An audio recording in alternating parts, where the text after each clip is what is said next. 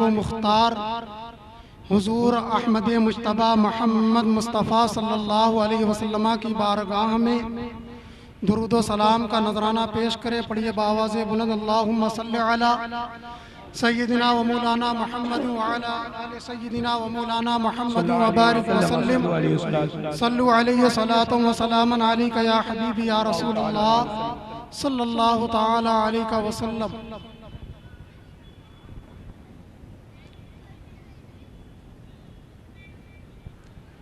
ज़बा ताबुअत दर दहाँ जाएगी, ज़बा ताबुअत दर दहाँ जाएगी, सनाए मोहम्मद बुअत दिल पजीर, हबीबे खुदा अशरफे अंबिया के अर्शे मजीदश बुअत मुत्तका, सवारे जहांगीर यकरा बुराक के वो गुज़श्त अज कसर नीली रवाक।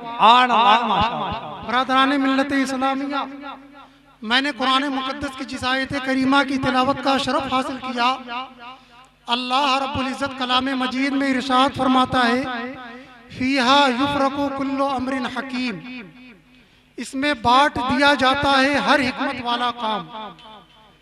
यह आयत मुबारका आज ही की सब के ताल्लुक से नाजिल हुई, चूंकि इसकी वजाहत अल्लाह के रसूल सैयद आलम सल्लल्लाहु ताला अलैहि वसल्लम की इस हदीस पाक से होती है, जिसमें अल्लाह के रसूल सैयद आलम सल्लल्लाहु अलैहि वसल्लम हजरत आयशा सिद्दीका रज़ियल्लाहु ताला अन्हा से इरशाद फरमाते हैं, क्या ऐ आयशा, क्या तुम जानती हो कि शब बरात में अल्लाह तबारका व तआला क्या करता है? यह शब बरात क्या है? तो अल्लाह के रसूल सैयद आलम सल्लल्लाहु ताला अलैहि वसल्लम से हजरत आयशा अर्ज करती है, या रसूल अल्लाह, आप ही बताइए। अल्लाह के रसूल फरमाते हैं, क्या है आयशा, आज की रात में अल्लाह तबारका व तआला अपने बंदों के तमाम आमाल को लिख दिया करता है। बेशक बेशक, यानी जो बंदा साल भर में जो काम करने वाला है उसको लिख दिया जाता है, जिसको जो रोजी मिलने वाली है वो लिख दी जाती है, जो बच्चा पैदा होने वाला है वो लिख दिया जाता है, जिस बंदे को हज करना है वो लिख दिया जाता है। बेशक बेशक, सारे उमूर आज की इस मुबारक शब में अंजाम पाते हैं। और शब बरात का ताल्लुक और भी कई बातों से है, जैसा कि आपने मुझसे कब्ल नाज़िम इजलास से सुना कि शब बरात का मतलब है, शब का मतलब होता है रात और बरात का मतलब होता है रिहाई, आज़ादी, छुटकारा। तो आज आज़ादी की रात है, आज निजात पाने की रात है, आज छुटकारा पाने की रात है। किस चीज से निजात की रात है, किस चीज से रिहाई की रात है, किस चीज से छुटकारा पाने की रात है? तो अल्लाह के रसूल सैयद आलम सल्लल्लाहु ताला अलैहि वसल्लम इरशाद फरमाते हैं, शब बरात वो मुकद्दस रात है जिसमें अल्लाह तबारका व तआला आसमाने दुनिया पर अपनी खास तजल्लियों का नुज़ूल फरमाता है और बंदों को सदाएं देता है कि है कोई बख्शिश का तलबगार, है कोई माफी मांगने वाला तो मैं उसको आज माफ कर दूं, है कोई जो हलाल रिस्क चाहता हो तो मैं आज उसको रिस्क हलाल अता कर दूं। ये सारी सदाएं दिन डूबने से लेकर फजर तुलू होने तक अल्लाह की जानिब से ये सारी सदाएं आती रहती हैं। यानी रोज मामला ये होता है, बंदा खुद मस्जिद जाता है, बंदा मसल्ला बिछाता है, बंदा रोता है, गिड़गिड़ाता है और कहता है, ऐ मेरे परवरदिगार, मैं तेरी बारगाह में अपने गुनाहों की बख्शिश तलब कर रहा हूँ, मैं तुझसे माफी मांग रहा हूँ। लेकिन रोज के मुकाबले में आज मामला उल्टा होता है। आज की शब में बंदा अगर न जाए तब भी रब सदाएं लगाता है, रब की रहमत सदाएं लगाती है और पूरी रात आवाज आती रहती है। जो बख्शिश कराना चाहता है तो आज चंद आंसू के कतरे बहा ले। सुभान अल्लाह, माशाअल्लाह। वरना दुनिया के अंदर ऐसे लोग भी हैं जो ये कहते हैं तमाम रातें बराबर हैं, शबे कदर, शबे बरात, शबे मिराज हम कुछ नहीं मानते, सारी रातें बराबर है। मैं कहता हूँ ये चंद मखसूस रातें अल्लाह तबारका व तआला ने जो उम्मत मोहम्मदिया को अता की है उसमें बड़ी हिकमतें हैं, उसमें बड़ी बातें छुपी हुई हैं। यह अल्लाह का एहसान है कि अल्लाह ने हमें चंद रातें अता की। बेशक बेशक। इंसान के दिल में कभी कभी ये भी ख्याल आता है कि सारी रात शबे बारात हो जाती तो कितना अच्छा होता, सारी रात शबे कदर हो जाती कितना अच्छा होता। लेकिन नहीं, ये हमारे हक में बुरा होता, अच्छा नहीं है। इसलिए कि जो चीज कसरत से पाई जाती है उसकी इज्जत बाकी नहीं रहती। रोज शबे बारात होती, रोज शबे कदर होती, रोज शबे मेराज होती तो इंसान ये सोचता कल इबादत कर लूंगा, कल आता तो फिर कहता कल इबादत कर लूंगा, कल की रात भी वही है, कल की रात भी वही है। अल्लाह तबारका व तआला ने मखसूस अय्याम के अंदर, मखसूस महीनों के अंदर, मखसूस रातों को रख करके यह भी उम्मत मोहम्मदिया पर एहसान किया है। और इसकी हिकमत अगर पूछना हो शेख सादी शिराजी से पूछो, जो अपनी किताब गुलसिदा के अंदर नकल फरमाते हैं कि गर शबा हमा शबे कद्र बूदे शबे कद्र बेकद्र बूदे। अगर तमाम रातें शबे कदर होती तो शबे कदर बेकद्र होती। ये भी अल्लाह की बड़ी अच्छी हिकमत है। या अल्लाह तबारका व तआला ने हम पर एहसान किया है कि हमको चंद रातें अता फरमाई। और इस रात की अहमियत, इस रात की फजीलत जो इनकार करते हैं वो क्या जानेंगे। मैं आपको हुजूर के ज़माने की नहीं बल्कि हुजूर से पहले हज़रत ईसा अलैहिस्सलातु वस्सलाम के ज़माने की एक हिकायत पेश करता हूँ। हज़रत ईसा अलैहिस्सलातु वस्सलाम का ज़माना हमारे आका सल्लल्लाहु ताला अलैहि वसल्लम से पहले का ज़माना है। वो हमारे आका से पहले दुनिया के अंदर तशरीफ लाए और आका करीम सल्लल्लाहु ताला अलैहि वसल्लम से पहले हज़रत ईसा अलैहिस्सलाम अल्लाह के नबी बनकर दुनिया में तशरीफ लाए। अल्लाह ने उन पर किताब भी नाजिल फरमाई। यही हज़रत ईसा कहते हैं। और ये वाक़या मोतबर किताब के अंदर हज़रत इमाम शहाबुद्दीन क़ल्यूबी ने अल क़ल्यूबी के अंदर नकल फरमाया। वो रकम तराज हुए। कहते हैं कि हज़रत ईसा अलैहिस्सलातु वस्सलाम बयान फरमाते हैं कि मेरा गुजर एक पहाड़ के ऊपर से हुआ। मैंने एक चट्टान देखी जो हयात में अंडे की तरह थी, जिसकी शक्ल अंडे की तरह थी और जिसकी रंगत इतनी सफेद थी जैसे दूध से ज्यादा सफेद पत्थर हो। हजरत ईसा अलैहिस्सलातु वस्सलाम उस पत्थर की हयात को और उसकी रंगत को देखकर बहुत मुताज्जिब हुए। हजरत ईसा अलैहिस्सलाम को ताज्जुब में देखकर अल्लाह तबारका व तआला ने हजरत ईसा अलैहिस्सलाम की तरफ वही नाजिल फरमाई और फरमाया क्या है मेरे नबी ईसा, ऐ मेरे बंदे ईसा, तू इस पत्थर से ताज्जुब करता है, इससे ज्यादा ताज्जुब खेज चीज इस पत्थर के अंदर मौजूद है। तो हजरत ईसा अलैहिस्सलातु वस्सलाम ने अल्लाह की बारगाह में दुआ की, ऐ मेरे परवरदिगार, तेरा बंदा ईसा, तेरा नबी ईसा उस ताज्जुब खेज चीज को देखना चाहता है। अल्लाह के हुक्म से वो पत्थर फट गया, वो चट्टान फट गई। हजरत ईसा अलैहिस्सलातु वस्सलाम देखते हैं कि उस चट्टान के अंदर एक बंदा है जो अल्लाह की इबादत कर रहा है। उसकी दाहिनी जानिब अंगूर का एक दरख्त लगा हुआ है, उसकी बाईं जानिब एक नहर रवा है, एक नहर बह रही है और वो इबादत में मशगूल है। हजरत ईसा अलैहिस्सलातु वस्सलाम ने उस बंदे से पूछा, क्या बंदे बता तू कब से इस चट्टान के अंदर है और तू कैसे इसके अंदर है।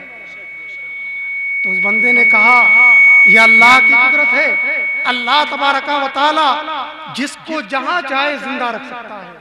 वो रब जो हजरत यूनुस को मछली के शिकम के अंदर, मछली के पेट में जिंदा रख सकता है तो वो किसी बंदे को पत्थर के अंदर भी जिंदा रख सकता है। अच्छा ये बता तू कब से इसके अंदर है और कब से इबादत कर रहा है। तो वो बंदा बोला, क्या है ईसा, मैं हजरत मूसा अलैहिस्सलाम का उम्मती हूँ और 400 साल से मैं इस पत्थर के अंदर इबादत कर रहा हूँ। 400 साल से मेरा यही काम है, मैं सिर्फ इबादत करता हूँ। मुझे कहीं नहीं जाना, मुझे कहीं न जाना है, न कहीं आना है, न किसी से बात करनी है, न कोई मुझसे मिलता है, न मैं किसी से हूँ, कोई रियाकारी नहीं। 400 साल से मैं इस पत्थर के अंदर इबादत कर रहा हूँ। तो हज़रत ईसा अलैहिस्सलाम अब और मुताज्जिब हुए और अल्लाह की बारगाह में फिर अर्ज़ किया, परवरदिगार मैं समझता हूँ इस बंदे के जैसा पूरी दुनिया के अंदर कोई बंदा मौजूद नहीं होगा। इसकी इबादत नहीं है कि इसकी इबादत के मुकाबले किसी की इबादत नहीं होगी। इसकी इबादत में कोई रिया नहीं है, इसकी इबादत में कोई दिखावा नहीं है। तो अल्लाह तबारक व तआला की तरफ से सदा आई, क्या है मेरे बंदे ईसा, ऐ मेरे नबी ईसा ठहर जाओ, सुनो तुम्हारे बाद मैं अपने हबीब को दुनिया के अंदर भेजूंगा और मेरे हबीब का नहीं, मेरे हबीब की उम्मतियों का ये आलम होगा। शाबान के महीने में 15वीं शब में जिसे दुनिया शबे बरात कहेगी, उस उम्मती को अपने उम्मतियों को मैं ये शरफ अदा करूंगा कि अगर उस रात के अंदर शबे बरात के अंदर अगर वो 2 रकत नफले नमाज पढ़ ले, इसकी इबादत से ज्यादा उनको सवाब अता करूंगा। 2 रकत नफल का सवाब इतना दूंगा कि इसकी 400 साल की इबादत से ज्यादा उनका सवाब अता करूंगा। उसी मौके पर हजरत ईसा अलैहिस्सलाम ने कहा था, या लैतनी कुन्तु मिन उम्मत मुहम्मदिन सल्लल्लाहु अलैहि वसल्लम, काश कि मैं भी मोहम्मद सल्लल्लाहु ताला अलैहि वसल्लम की उम्मत में से हूं। तो नाज करिए आप अपने ऊपर, क्या आप उम्मत मुहम्मदिया में पैदा हुए हैं? और बदबख्त हैं वो लोग जो कलमा पढ़कर भी नबी की जात के अंदर ऐब तलाश करते फिरते हैं। यही हजरत ईसा हैं। आज तो एक से एक तरीके हैं, हर चीज शिरको बिदात हो जाया करती है, हर चीज नाजायज और हराम हो जाया करती है। आप जिसको देखिए 40 दिन घूम कर आता है और नाजायज और हराम और शिरको बिदात के फतवे लगाने लगता है। लेकिन मैं कहता हूँ आले सुन्नत का जो अकीदा है, इस अकीदे को छोड़ करके पूरी दुनिया में कोई भी फिरका इस्लाम की तबलीग कर ही नहीं सकता। बेशक बेशक बेशक। और मैं दलाइल से बात करूंगा, आप खुद कबूल करेंगे, आपका दिमाग कबूल करेगा। बेशक बेशक हक बात है। मैं कहता हूं हम किसी को अपने नबी की लाए हुए दीन की तरफ दावत दे तो उसमें क्या बातें जरूरी हैं? एक बात जो सबसे जरूरी है वो ये है कि जिस दीन पर वो है उससे बेहतर नबी अकरम सल्लल्लाहु ताला अलैहि वसल्लम का दीन होना चाहिए। बेशक बेशक। जिस नबी के मानने का वो दावा कर रहा है उस नबी से अफजलो आला आपके नबी होने चाहिए। बेशक जाकर वो आपके नबी का कलमा पढ़े। मैं कहता हूँ जो लोग घर घर जाकर तबलीग किया करते हैं, जो लोग चिल्ले काटा करते हैं, आप उनसे कहिए कि आप चले जाएं किसी ईसाई के पास जाकर तबलीग करके दिखाएं तो हम माने। आप किसी ईसाई के पास अगर तबलीग करने जाएंगे तो वो ईसाई अगर जरा सा पढ़ा लिखा निकला तो आपका हाथ पकड़ लेगा और आपसे सवाल करेगा, पूछेगा, बताओ तुम कहते हो कि मैं मजहब इस्लाम को कबूल कर लूं, मैं ईसाई मजहब को छोड़ दूं, तो अपने नबी की खूबी बताओ। तब आप सर झुका देंगे, कहेंगे मेरे नबी माज़अल्लाह मर की मिट्टी में मिल गए। मेरे नबी को पीठ के पीछे की खबर नहीं, मेरे नबी किसी चीज के मालिक को मुख्तार नहीं। यही अकीदा होता है उनका, तो वो कहीं और नहीं जाएगा। हजरत ईसा अलैहिस्सलाम पर नाजिल होने वाली किताब को नहीं खोलेगा, वो आप ही के कुरान को खोलेगा और कहेगा तुम कहते हो तुम्हारे नबी को किसी चीज का इख्तियार नहीं, तुम्हारे नबी मरकर माज़अल्लाह मिट्टी में मिल गए, तो हम ऐसे नबी पर ईमान क्यों लाएं? जबकि हमारे नबी के बारे में तुम्हारे कुरान के अंदर सूरह आल इमरान के अंदर रब फरमाता है, हजरत ईसा कहते हैं वउब्रिउल अकमहा वल अबरसा वउहियल मौता बिइज़्निल्लाह वउनब्बिउकुम बिमा ताकुलूना वमा तदखिरूना फी बुयूतिकुम। किसके बारे में कहा जा रहा है?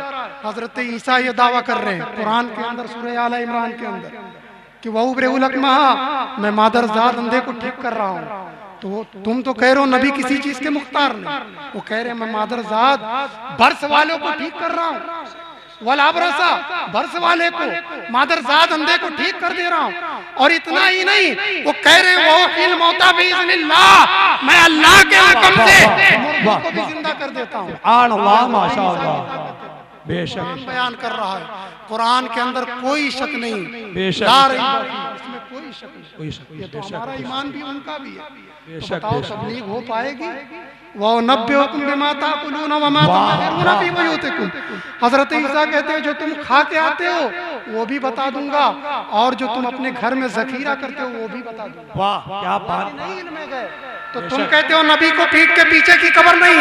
हजरत ईसा के इल्म गैब की गवाही कुरान दे रहा है, तो कैसे दीन की तबलीग? बेशक बेशक बेशक। इसीलिए कहते हैं कि अहले सुन्नत वल जमात के प्लेटफार्म पर आ जाओ, तुम भी अपने इन बातिल अकायद से रुजू कर लो, तौबा कर लो, अहले सुन्नत के साथ हो जाओ। क्योंकि कोई भी टाइटल लगा कर आए, कैसा भी टाइटल लगा कर आए, जन्नती फिरका वही होगा जो नबी ने कह दिया। नबी ने हदीस इरशाद फरमाई थी, सतत्तरे को उम्मती अला सलासिन व सबईन मिल्लतन कुल्लुहुम फिन्नार इल्ला मिल्लतन वाहिदा, कि मेरी उम्मत 73 फिरकों में बढ़ जाएगी और 72 फिरके जहन्नम में जाएंगे, एक फिरका जन्नत में जाएगा। बेशक बेशक, सुभान अल्लाह माशाअल्लाह। पूछा था, साहबा ने अर्ज किया था या रसूल अल्लाह जन्नती फिरका कौन सा है? तो अल्लाह के रसूल सैयदे आलम सल्लल्लाहु ताला अलैहि वसल्लम ने इरशाद फरमाया था, माना अलैहि व असहाबी, जो मेरे और मेरे साहबा के तरीके पर चलेगा वही जन्नत में जाएगा। बेशक बेशक, सुभान अल्लाह माशाअल्लाह। आप सारे अकायद मैश कर लें, सारे अकायद को देख लें, तो जो साहबा का तरीका था वही आज आपको अहले सुन्नत वल जमात का तरीका नजर आएगा। बेशक, फिरके पैदा होता रहे, फिरके पैदा होते रहेंगे। मेरे नबी की हदीस है तो फिरके पैदा होते रहेंगे, और टाइटल ऐसा लगाएंगे कि हर इंसान धोखा खा जाएगा। कोई आएगा कहेगा मैं अहले कुरान हूँ, कोई आएगा कहेगा मैं अहले हदीस हूँ, कोई आएगा कहेगा मैं अहले ज़वाहिर हूँ, कोई आएगा कहेगा मैं मुतज़िला हूँ, कोई आएगा कहेगा मैं कदरी हूँ। तो इस तरीके से फिरके पैदा होते चले जाएंगे। लोग अहले हदीस भी होते चले जाएंगे, लोग अहले कुरान भी होते चले जाएंगे, लेकिन अहले कुरान होने से मसला हल नहीं होगा। क्योंकि कोई भी कुरान पढ़ के ये नहीं बता सकता कि नमाज में सज्जा कैसे किया जाए, नमाज में नियत कैसे बांधी जाए, नमाज में रुकू कैसे किया जाए, अहले कुरान ये नहीं बता सकता। बेशक बेशक, सुभान अल्लाह। कोई भी अहले हदीस बन करके जन्नती नहीं हो सकता, जन्नत में नहीं जा सकता। यह आप याद रखिए। ये वो बातें हैं जो बड़ी अहम और जरूरी है। बेशक वरना बेशक, कुछ लोग हैं ना जो अपने आप को आले हदीस कहते हैं। मैं कहता हूँ आले हदीस होकर नबी को मुर्दा कहते हो? नबी की हदीस सुनो। नबी पाक सल्लल्लाहु अलैहि वसल्लम हदीस मुबारका के अंदर इरशाद फरमाते हैं, इन्नल्लाह हर्रमा अलल अर्ज़ी अन ताकुला अजसादल अंबियाई व नबियुल्लाहि हय्युन युरज़क। बेशक अल्लाह ने जमीन पर हराम कर दिया है कि वो नबियों के जिस्मों को खाए, तो पस अल्लाह का नबी जिंदा भी है और उसको रिस्क भी दिया जाए। बेशक बेशक बेशक, सुभान अल्लाह माशाअल्लाह। तो अहले हदीस होकर हदीस पर अमल ना हो तो आप अहले हदीस कैसे हुए? और अहले हदीस होने के अहले हदीस होने के लिए सिर्फ हदीस को पढ़ लेना ये काफी नहीं है, वरना सबसे पहले इमाम बुखारी अहले हदीस हो जाते, इमाम मुस्लिम अहले हदीस हो जाते। ये लोग हदीस की किताब लिखने के बावजूद मुकल्लिद हैं। और अल्लाह जिसके साथ भलाई का इरादा फरमाता, अगर अहले हदीस होना सबसे बड़ी फजीलत की बात होती तो अल्लाह के रसूल सैयदे आलम सल्लल्लाहु ताला अलैहि वसल्लम कभी भी हदीस के अंदर ये ना कहते मैं युरिदिल्लाहु बिही खैरन युफ़क़्क़िहु फिद्दीन, कि अल्लाह जिस बंदे के साथ भलाई का इरादा करता है उसे दीन का फकीह बना देता है। बल्कि अल्लाह के रसूल फरमाते कि जिसके साथ अल्लाह भलाई करना चाहता उसको आले हदीस बना देता। बेशक बेशक बेशक। आज तो लोग ऐसे ही कुछ नहीं आता, नमाजें नहीं आती, आले हदीस हो जाते। हदीस को जांचने के लिए भी कितना इल्म चाहिए मैं आपको बताता हूँ। एक हदीस को सनद के एतबार से जांचने के लिए आपको मालूम होना चाहिए कि हदीस सही है कि हदीस हसन है। सही है तो सही लिजात ही है या सही ले गए रही है, हसन है तो हसन लिजात ही है या हसन ले गए रही है। उसके बाद और दर्जे आते हैं, हदीस मरफू है, हदीस मौकूफ है, हदीस मक्तू है, हदीस मुतवातिर है, हदीस मुदल्लस है, हदीस अजीज है, हदीस गरीब है। इस तरीके की 50 इस्तिलाहात है। बेशक बेशक जा करके तब जाकर एक हदीस का पता चलता है कि ये हदीस किस दर्जे की। वाह वाह बेशक लोग ऐसे ही हाल हदीस हो जाते हैं। तो इसलिए आप उनके चक्करों में ना पड़िए। अल्लाह तबारका व तआला के बताए हुए रास्ते पर चलिए और जो सहाबा का तरीका है, जो सहाबा का अकीदा था, उसी अकीदे पर गामजन रहिए। सहाबा का अकीदा वो नहीं था जो लोग बताते हैं कि नबी मरकर मिट्टी में मिल गए माज़अल्लाह, बल्कि सहाबा का अकीदा ये था जो बरेली की सरजमीन से आला हजरत ने बयान किया था कि तू जिंदा है वल्लाह, तू जिंदा है वल्लाह, मेरी चश्मे आलम से छुप जाने वाला। बेशक बेशक सुभान अल्लाह माशाअल्लाह। सहाबा का अकीदा वो नहीं था जो लोग ये कहते हैं कि माज़अल्लाह नबी को किसी चीज का इख्तियार नहीं, बल्कि सहाबा का अकीदा ये था जो इमाम अहमद रजा ने बरेली की सरजमीन से बताया था कि सूरज उल्टे पांव पलटे, चांद तारे से ऊंचा, अंधे नजदी देख ले कुदरत रसूलुल्लाह। सुभान अल्लाह माशाअल्लाह। लगता है कि मेरा वक्त पूरा हो गया। मैं जाते जाते बस आपको ये पैगाम दूंगा, आज हमारे मदारिस, हमारी मसाजिद निशाने पे है, उसको बचाने का एक तरीका ये भी है कि हम अपनी मसाजिद को आबाद करें। मैं एक पैगाम ये दूंगा कि आज के इस वक्त में सलाहुद्दीन की हाजत है, गाजी की जरूरत। बेशक बेशक वाह जिंदाबाद। सलाहुद्दीन की हाजत है, गाजी की जरूरत है। अमल के नूर से किरदार शाजी की जरूरत है। फकत जलसे सजाने से मसाइल हल नहीं होंगे। अक्सर मस्जिद खाली नमाजी की जरूरत है।